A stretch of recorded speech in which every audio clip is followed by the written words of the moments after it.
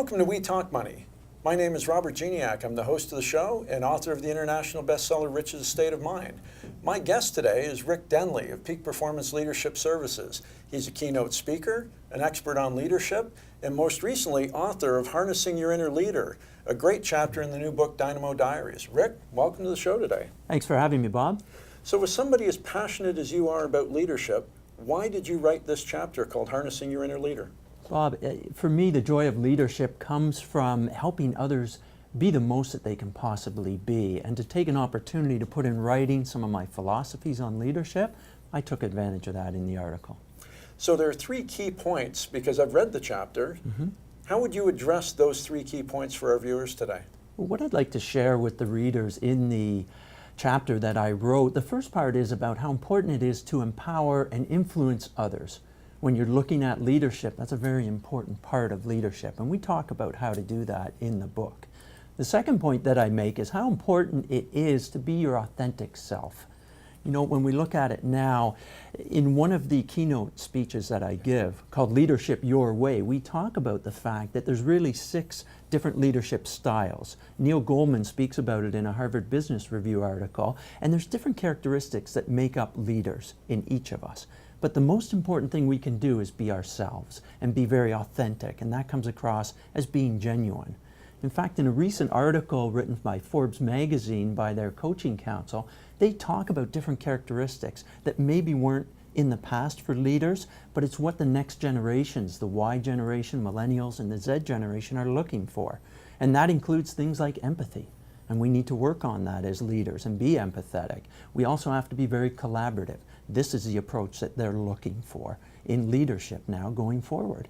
The final point that I make in the chapter of the book talks about positive inspiration and the importance of being positive in everything that we do. They're looking for that type of support going forward, and it's always good to be a very enthusiastic type of leader.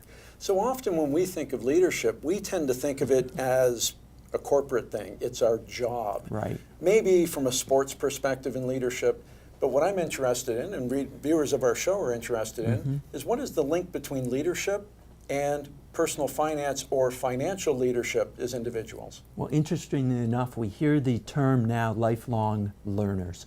And we have to be lifelong learners, whether it be in financial, whether it be in personal or leadership as well.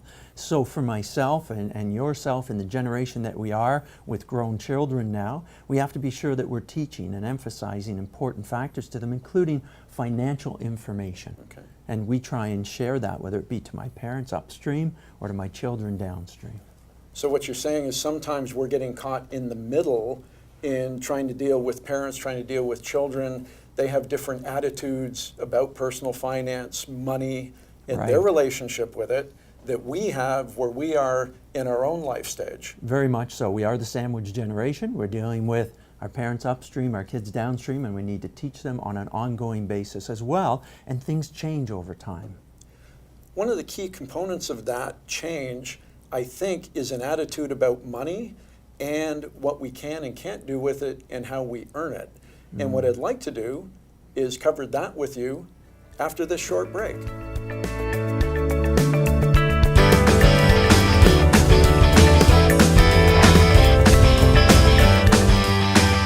Windsor started a tradition way back of giving us great barbecue north of the border, and you can taste that tradition when you come to Tommy's Barbecue.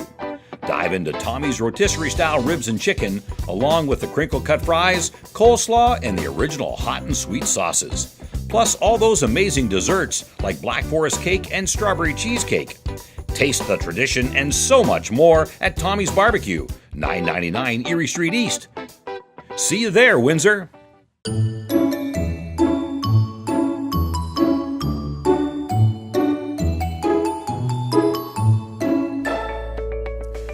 Welcome back.